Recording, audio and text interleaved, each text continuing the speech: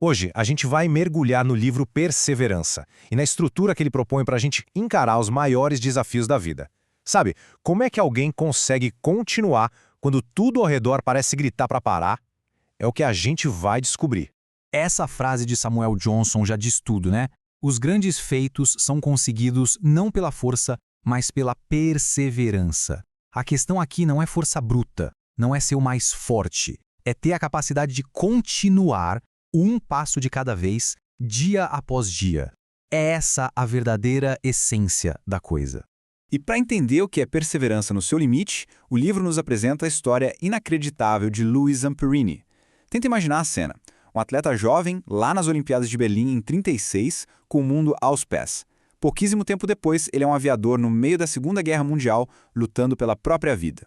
E o pior ainda estava por vir. Depois de ser abatido, ele sobreviveu 47 dias à deriva no mar. 47 dias, enfrentando fome, sede, tubarões, para no final ser resgatado pelo inimigo. E o que veio depois foram anos de uma tortura brutal, tanto física quanto psicológica, feita para quebrar qualquer espírito humano. A história do Zamperini nos obriga a perguntar: de onde é que vem essa força? O que faz uma pessoa não se entregar, mesmo diante de um sofrimento que parece insuportável? É exatamente essa pergunta que a gente vai tentar responder agora. E aqui tem um ponto que é fundamental. O livro faz uma distinção muito importante, porque nem todo tipo de persistência é bom. De um lado tem a perseverança, que tem um propósito que é guiada por valores. Do outro, tem a teimosia. E a teimosia, é como aquela criança que faz um escândalo na loja de brinquedos. E 5 minutos depois de conseguir o que quer, já esqueceu o brinquedo no canto. É insistir no erro, um esforço sem valor nenhum.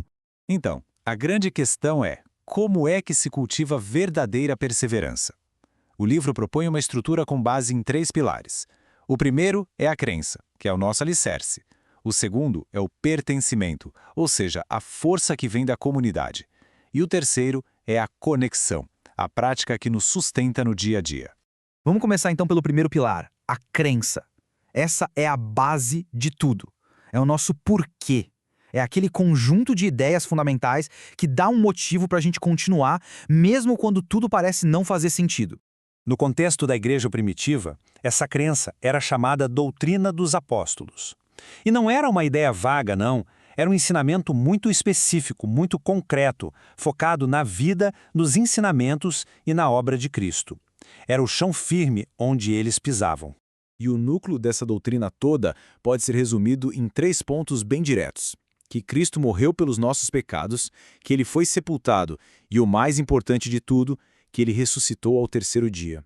Essa era a verdade que eles não negociavam e que alimentava toda a coragem deles. E o poder de realmente absorver uma crença assim é transformador. Martinho Lutero, por exemplo, disse que quando ele entendeu essa verdade, foi como se os portões do paraíso tivessem se aberto para ele. É uma força que muda completamente a nossa percepção da realidade. Ou então, a gente pode pensar na história de Dietrich Bonhoeffer, um pastor que se opôs ao nazismo e que, mesmo preso, condenado à morte, escrevia cartas que transbordavam uma fé inabalável.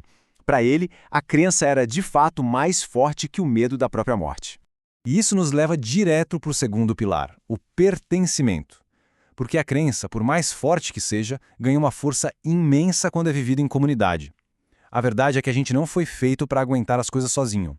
Para a gente ter uma ideia do peso disso, o livro conta a história trágica de um homem chamado Jim Zucker. Ele morreu no apartamento dele e só foi encontrado 2 anos depois. Ninguém sentiu a falta dele. É um retrato muito duro do que o isolamento completo pode causar. E aí, em total contraste, o autor conta a história do próprio pai. Quando ele faleceu, a ausência dele foi notada em menos de um dia. Colegas de trabalho, amigos, todos estranharam o sumiço dele. Por quê? Simplesmente porque ele pertencia a uma comunidade. A comunidade funciona como uma rede de segurança. A palavra que o livro usa para descrever essa comunidade de verdade é koinonia. É um termo grego que vai muito além de amizade ou de socializar.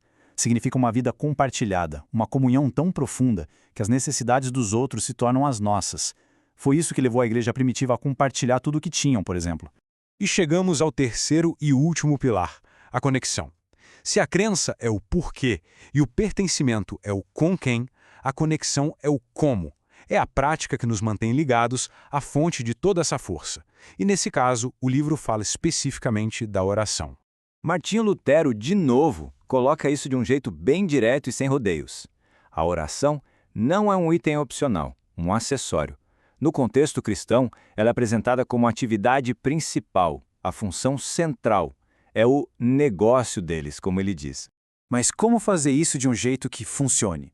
O Catecismo de Heidelberg dá um guia bem simples. Primeiro, se dirigir a Deus de coração, com sinceridade. Segundo, reconhecer a própria necessidade, com humildade. E terceiro, ter uma confiança firme de que essa oração vai ser ouvida. E a oração nunca foi vista como algo passivo. Pelo contrário, era o gatilho para a ação. No livro de Atos, por exemplo, a oração da igreja vem sempre antes de eventos extraordinários, como a libertação de Pedro da prisão. A oração era o prelúdio do poder em ação. E é assim que tudo se amarra. A crença dá o propósito. O pertencimento cria a rede de apoio que nos sustenta. E a conexão é a prática que nos mantém ligados na fonte. A perseverança de verdade, segundo o livro, não é só um ato de força de vontade individual. Não mesmo. É todo um ecossistema, sabe? Um sistema vivo que se apoia nessa estrutura de crença, pertencimento e conexão. Bom, e essa análise toda nos deixa com uma reflexão final, né? O livro apresenta essa estrutura, esses 3 pilares. A pergunta que fica para cada um de nós é: na nossa própria vida, na nossa jornada, quais são os pilares que nos sustentam quando a vontade de desistir aparece?